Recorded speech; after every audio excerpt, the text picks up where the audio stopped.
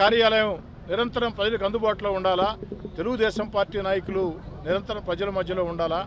అంతిమంగా ప్రజలందరూ కూడా ఎమ్మెల్యే అంటే ఎలా ఉండాలంటే మా కోటమిరెడ్డి సీతారెడ్డి ఎలా ఉండాలా, తెలుగుదేశం పార్టీ నాయకులు కార్యకర్తలు ఎలా ఉండాలంటే నెల్లూరు రూరల్ తెలుగుదేశం పార్టీ నాయకులు కార్యకర్తలు ఎలా ఉంటారో అలా ఉండాలా అని ప్రజలందరూ కూడా సగర్వంగా చెప్పుకునే విధంగా ముందుకు సాగాల అన్నటువంటి ఆలోచనతో ఈనాటి ఈ కార్యక్రమాలన్నీ కూడా రూపొందించడం జరిగింది. గ్రామ గ్రామం, ఇళ్ళు, నగరంలోని డివిజన్లు ఇవన్నీ కూడా కోటమిరెడ్డి గిరిధర్రెడ్డి తిరిగేటప్పుడు అపూర్వ స్పందన. ప్రజల్లో తెలుగుదేశం పార్టీ ప్రభుత్వం పట్ల, చంద్రబాబు గారి పట్ల వెల్లువెత్తున్నటువంటి ఒక అపూర్వ స్పందన నిజంగా అద్భుతం. అంతేకాకుండా రూరల్ నియోజకవర్గంలో ముఖ్యమంత్రి చంద్రబాబు గారి ఆశీస్సులతో 191 కోట్ల నిధులతో సాగుతున్నటువంటి అభివృద్ధి పనులు ఇవన్నీ కలగలిపి నెల్లూరు రూరల్ నియోజకవర్గంలో ఈ యొక్క గడప గడప ఇంటింటి యాత్ర సాగుతూ ఉంది. ఈ సందర్భంగా ఒక్క మాట నేను స్పష్టంగా చెప్పదలుచుకున్నా. రూరల్లో ఉండే తెలుగుదేశం పార్టీ నాయకులకు కానీ లేదా జనసేన బీజేపీ నాయకులు, కూటమి నాయకులకు కానీ ప్రజలు మనల్ని ఆదరించారు, పెద్ద మెజార్టీతో 3వ గెలిపించారు. నిరంతరం ప్రజలకి మన అందుబాటులో ఉండాలి.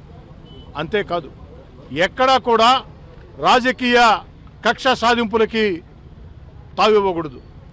ఎన్నికల్లో వ్యతిరేకం చేశారనో లేదా మన పార్టీ వాళ్ళు కాదనో వాళ్ళని తక్కువ చేసి చూడటమో లేదా వారి మీద కక్ష సాధింపులు చేయటమో ఇది మంచి పద్ధతి కాదు.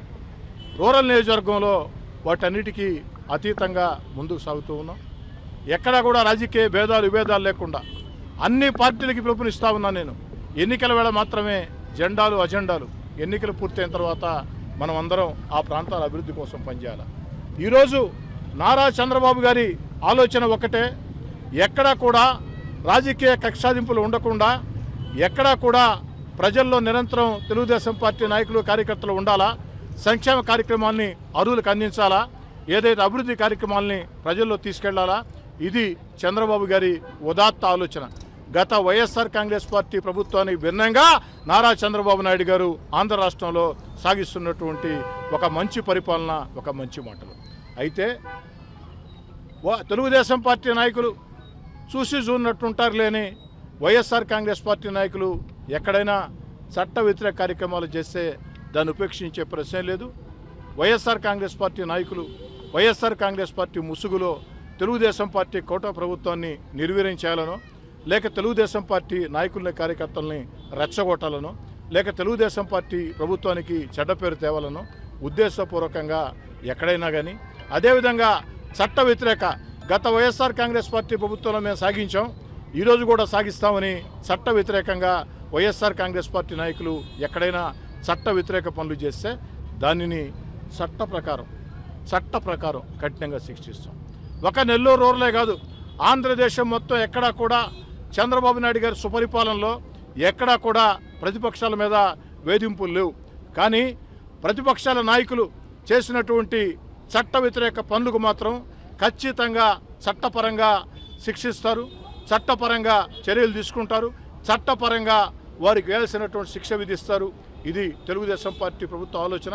కాబట్టి రూరల్ నియోజకవర్గంలో కూడా ఎక్కడా కూడా రాజకీయ భేదాలు విభేదాలు లేకుండా, కక్షాదింపు లేకుండా ముందుకు సాగాలని, ఎక్కడైనా వైఎస్ఆర్ కాంగ్రెస్ పార్టీ నాయకులు మన మంచితనాన్ని అరుసుగా తీసుకుంటే చట్ట ప్రకారం వాళ్ళు ఖచ్చితంగా శిక్షకు గురవుతారని మనవి చేస్తూ, గడప గడపకి కోటమిరెడ్డి గిరిధర్రెడ్డి జై తెలుగుదేశం, జై జై తెలుగుదేశం అంటూ సాగిస్తున్నటువంటి యాత్రలో ఎంత పెద్ద ఎత్తున కాకుపల్లి గ్రామంలో ఈరోజు ఒక పండుగ వాతావరణం, కాకుపల్లి గ్రామంలో ఒక పండుగ వాతావరణంగా నిర్వహిస్తున్న నాయకులందరికీ ధన్యవాదాలు.